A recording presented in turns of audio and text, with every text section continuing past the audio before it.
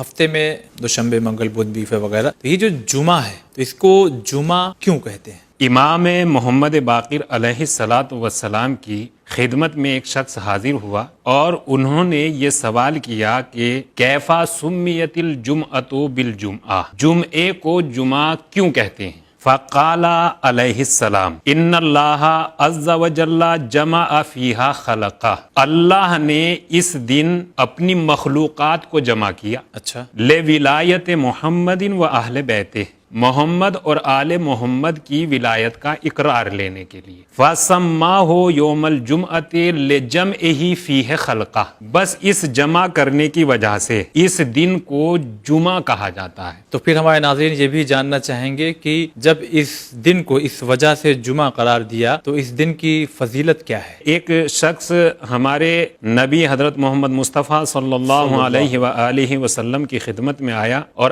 آنے کے بعد آپ نے جمعے کے بارے میں سوال کیا۔ اللہ کے رسول نے ارشاد فرمایا فسألتنی عن الجمعہ، اگر مجھ سے جمعے کے بارے میں معلوم کر رہے ہو تو بس اتنا سمجھ لیجئے کہ آسمان کی بلندی پر رہنے والے معصوم ملک اس دن کو یوم المزید کہتے ہیں، یعنی برکت کا دن، اضافے کا دن۔ انسان اگر نیک کام انجام دے گا تو وہ نیک کام بھی ڈبل ہو جائیں گے، ان کا ثواب، ان کی جزا ہوگا، اور اگر اس دن کوئی غلطی سرزد ہو جائے گی تو اس غلطی کی سزا بھی ڈبل ہو جائے گی۔ یہی وجہ ہے کہ معصومین علیہم الصلاۃ والسلام نے روز جمعہ، خاص کر یوں تو ہر دن انسان کو وہ تمام واجبات انجام دینے چاہیے کہ جو ان کے اوپر واجب کیے گئے ہیں، اور ان باتوں سے رکنا چاہیے کہ جنہیں دین مبین اسلام نے اپنے ماننے والوں کو جن باتوں سے روکا ہے۔ لیکن اس کے باوجود بھی زیادہ تاکید کی گئی ہے کہ جمعے کے دن زیادہ عمل انجام دیجیے۔ اس کی وجہ یہی ہے، اس کی وجہ یہ ہے کہ چونکہ اس دن عمل انجام دیا جانے والا عمل کا ثواب ڈبل ہو جائے گا، اور اگر اس دن کوئی غلطی یا کوئی گناہ سرزد ہو رہا ہے تو اس کی سزا بھی ڈبل ہو جائے گی۔ اس سلسلے میں ہم آپ کی خدمت میں امام جعفر صادق علیہ الصلاۃ والسلام کی ایک حدیث مبارک بیان کر دیتے ہیں کہ آپ نے ارشاد فرمایا اجتنبوا المعاصی لیلۃ الجمعہ فإن السیئات والحسنۃ مضاعفۃ، شب جمعہ اور جمعہ نافرمانی کرنے سے پرہیز کیا جائے۔ کیوں؟ اس لیے کہ اس دن اگر نیکی کی جائے گی تو وہ بھی ڈبل ہو جائے گی، اور اگر غلطی کی جائے گی تو اس کی سزا بھی ڈبل ہے۔ اس کے علاوہ پروردگار عالم نے جناب آدم کو روز جمعہ خلق کیا۔ جناب آدم اور جناب حوا جب آسمان سے زمین کی طرف آ رہے تھے تو جناب حوا کو ایک دوسری جگہ پر اتارا گیا اور جناب آدم کو ایک دوسرے مقام پر اتارا گیا۔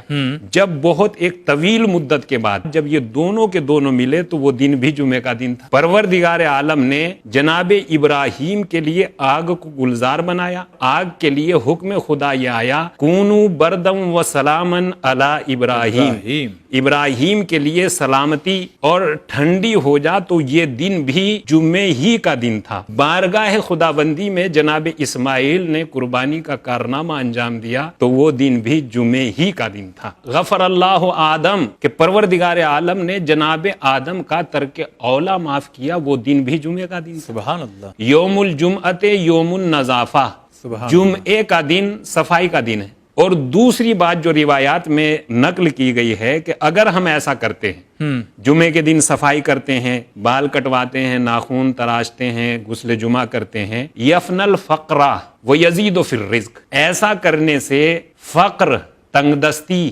غربت ختم ہو جاتی ہے اور رزق میں اضافہ ہوتا ہے۔ غسل جمعہ کی بے پناہ تاکید ہے۔ روایات میں تو یہاں تک ہے کہ اگر مستحبات میں اس سے بڑی کوئی چیز نہیں ہے۔ پھر اللہ کے رسول نے یہ ارشاد فرمایا فاغتسل فی کل یوم، اے علی ہر جمعے کو غسل کیجیے، جی، وَلَا تَشْتَرَ الْمَاءَ بِقُوتِ يَوْمِكَ، اور اے علی اگر غسل کرنے کے لیے اس دن آپ کے پاس پانی نہ ہو تو پانی خرید کر غسل کیا جائے۔